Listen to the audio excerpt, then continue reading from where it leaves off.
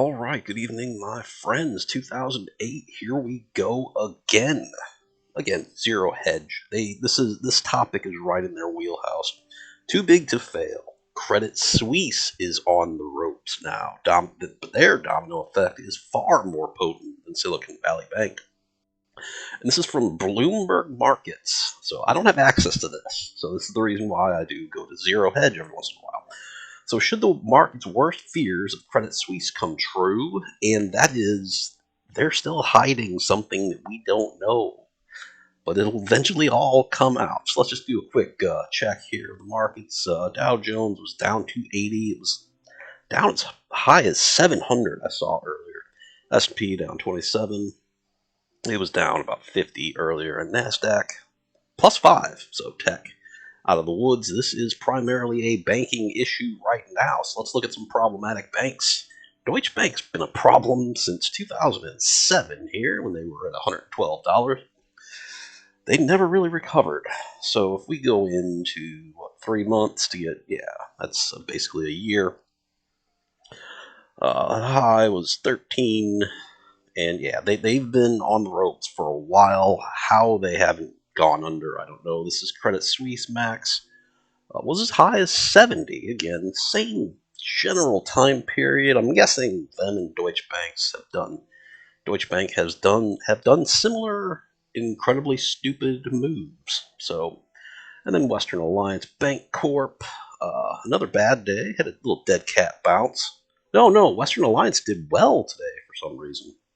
A little outlier here, and they're improving relatively quickly. So again, this may still be dead cat bouncing, so not investment advice. I wouldn't touch any of these, me personally. And First Republic Bank, not so much. After hours, it is up almost 4%, but when you're down 20%, again, you need to go up 40% to make that back. I believe that's how the math works. And when I make a mistake, I apologize, my friends. Last video I talked about this topic. I featured KBE, which was an ETF, Exchange Traded Fund, for S&P Banking.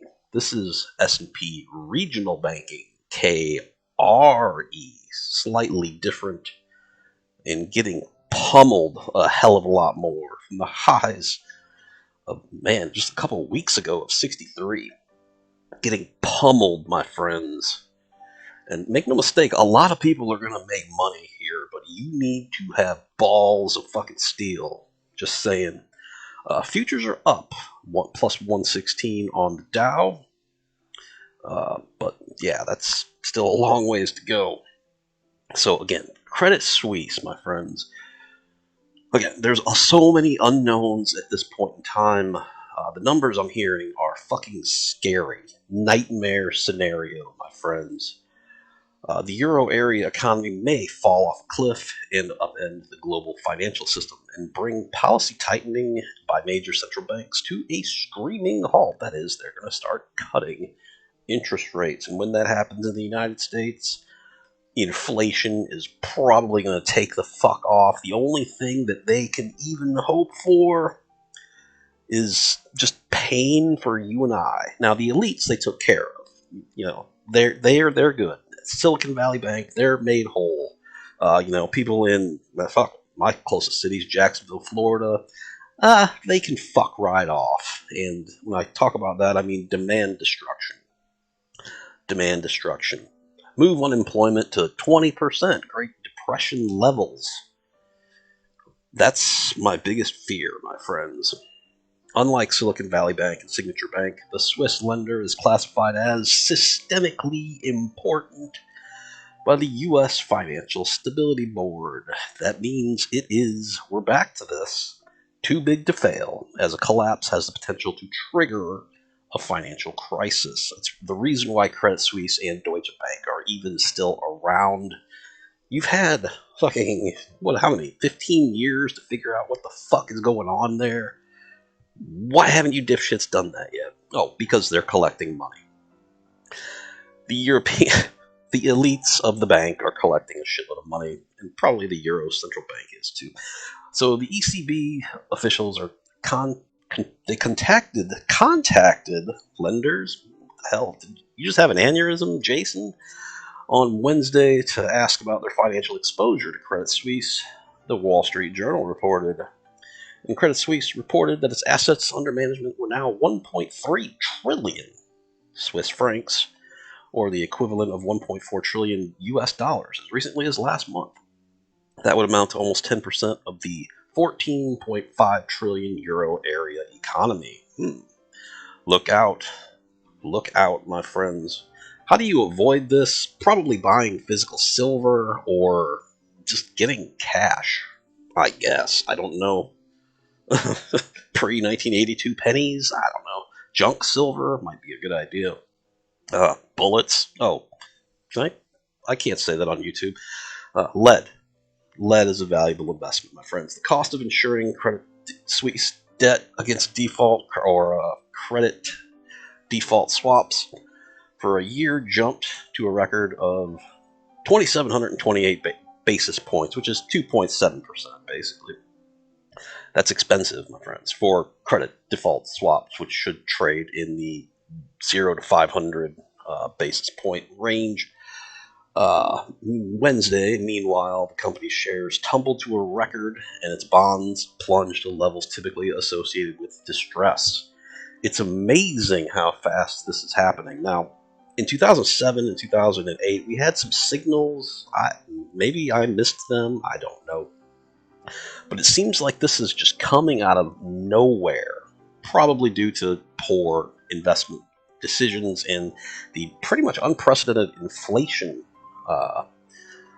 the interest rate hikes, I should say, that has to do with dealing with the inflation that Beijing Biden caused with his stupid fucking policies. If he literally would have done nothing, I don't think we'd even be close to this kind of situation. And people would be in all these leftoids who suck his old wrinkly cock would still be able to fillet him on a daily basis, even though it would have been Trump's policies that caused it. So the last leg lower was spurred by comments from the Saudi National Bank that their top shareholder, and they have no intention of investing more into the Swiss lender, which is in the midst of a complex 3-year restructuring in the bid to return to profitability. Over in the United States, a swift response from policymakers, including the Federal Reserve. Now, if you trust Sidney Powell, who's not a Jew, I might add, and Janet Yellen, who is, if you trust them to guide us skillfully in these waters, you're smoking crack. So Janet Yellen is clueless old grandma. She should bake some cookies and fuck off. So the Federal Reserve staved off a crisis that loomed over the financial landscape following the failure of SVB. I still don't think those chips have fallen completely. California-based lender, okay, we know all that stuff, and the Fed has made all the losses whole. Again, a regional bank in Northeast Florida, they can eat a dick, but SVB, those rich fuckers, make them whole. It's all good. And the Fed lost little time unveiling term funding program that's essentially allowed all U.S. banks, presumably those that may be in a predicament similar to SVB amid the increase in interest rates, to borrow against bonds that may have lost value at 100% on the dollar, 100 cents on the dollar. That quick backstop helped assuage some form of the worst fears of depositors and investors. Again, there's a reason why, assholes like Mark Kelly are calling for censorship of social media as far as bank runs go, because that's how you get bank runs. But still, you can't keep it quiet. There's too many alternative channels now. Thank you, Gab. Thank you, Telegram. I actually really love Telegram. It's not exactly clear how the plot will play out in Europe, as UBS AG Chief Executive Ralph Hammer is commenting that the system won't answer the hypothetical questions about the struggling Swiss rival, that UBS is focused on their own strategies. He's probably not speculating on what's wrong with Credit Suisse, because he probably has the same problems. So their chief executive officer, Ulrich Korner, I believe, earlier this week, pleaded for patience, citing its CET1 capital ratio of 14.1%. Not exactly sure what that is. In the fourth quarter, and liquidity coverage ratio of 144%.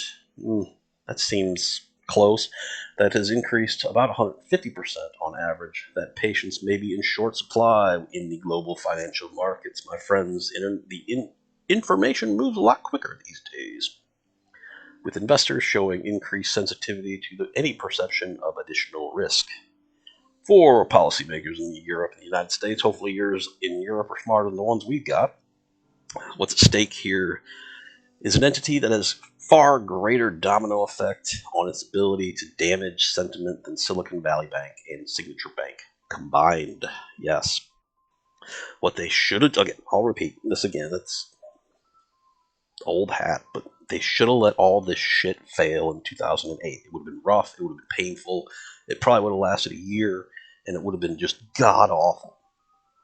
But then everything would have come back, even under that dipshit Obama, who he wasn't doing anything. He didn't do jack shit but make TV appearances and give speeches and shit. Uh, Someone I know works in a think tank in Washington D.C. and said that the rumors that swirled around the office are Obama loves the press, fawning press coverage, but doesn't really do much in most of basketball season. He sits around in basketball shorts and watches ESPN all day. So that's, yeah. Until I hear otherwise, I'll just continue to make that assumption. So that's all we're gonna do. Thanks for watching. Uh, be prepared, my friends. I'm getting a bad feeling about this, and it seems early, but again, I think the crisis started in 2007 and 2008 when they went zero interest rate policy, because it seems like they're trapped for now. So I don't see a good way out of here, but there's people smarter than me, on the planet. They're not really in charge of Beijing Biden's administration, but nevertheless, here we are. Stay tuned and get some non-perishable food, my friends. All right. God bless.